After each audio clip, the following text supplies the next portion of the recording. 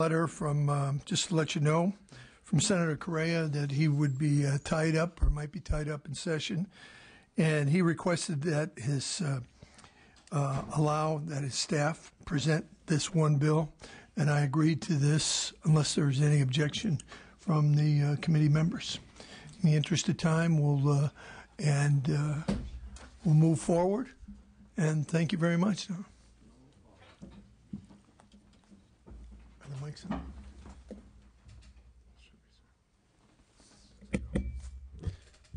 Mr. Chair and members, I'd like to thank you for the opportunity to present this bill. This bill is being offered in response to some of the things we've seen unfold in the military department in the last year, and it would sunset on January 1st, 2015. It gives the military department the ability to thoroughly go through its state records and still have options open to it after its findings. The bill was recently amended to be retroactive to recoup money from top officers who misappropriated money to themselves. I respectfully ask for your aye vote.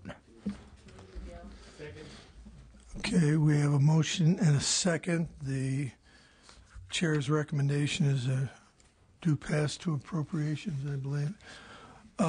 Just had one question or comment, and this is that I can understand the purpose of the bill. I'm a little bit concerned over somebody extending this time frame. I'm particularly talking about, the PFCs or what have you.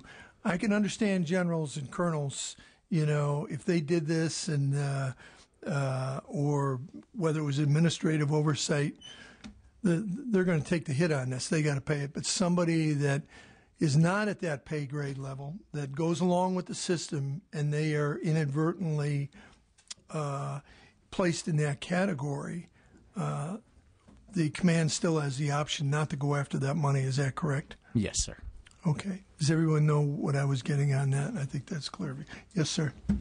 Thank you, Colonel Cook. I, too, share your concern. I think that this analysis indicates that we are creating a difference in treatment, which is a little concerning. I would also say on the flip side that particularly for officers who have sworn an oath to this country and also are often who both have greater responsibility and should have greater responsibility to the state and our nation, that it's not inappropriate that they would have to face greater scrutiny. So I do, intend to support this bill. But I agree with you, Colonel Cook. I don't want, I'm also concerned that we're not treating the Guard too disparately, and particularly the enlisted soldiers who may have been caught up, but not really, in a culture that they're not, punished in excess of what what they actually did. Thank you.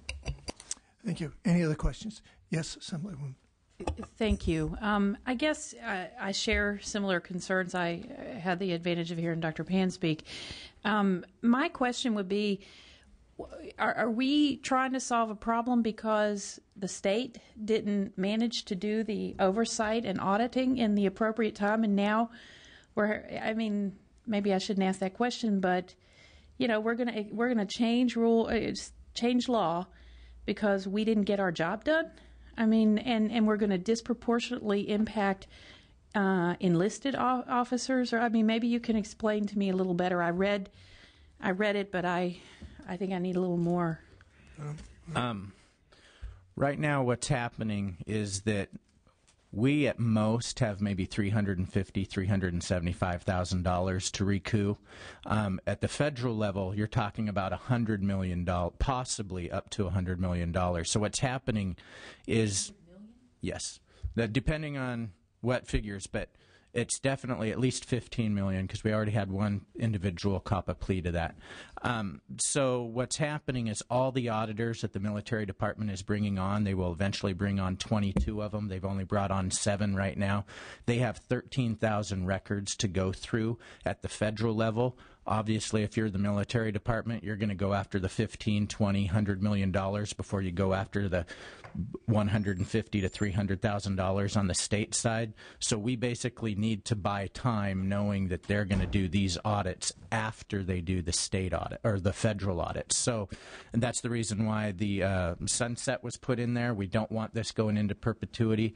But the state right now, on the state side of the military department has one auditor. There's no way that one auditor can go through all these records. So we're hoping that with the new tag and the change in culture, when they actually bring auditors on and watch themselves, that this is not anything that's ever going to happen in the future. But they just didn't keep up with their records with one auditor, and it's kind of the only way to buy time is to do this. Any other questions? Witnesses on your behalf? Nope. Seeing none, in opposition? Closing comments? I just respectfully ask for your aye vote. Okay. We have a motion and a second. I do want to mention that Assemblywoman Gaines has joined us. Did I forget anyone else? I think, so call the roll, please. Cook. Aye. Cook, aye. Pan. Aye. Pan, aye. Atkins. Aye. Atkins, aye. Block. Aye. Block, aye. Nielsen. M. Perez. Aye. M. Perez, aye. Williams.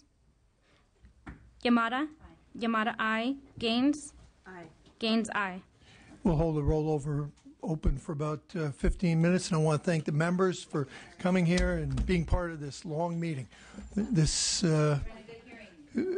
We'll keep it open right now.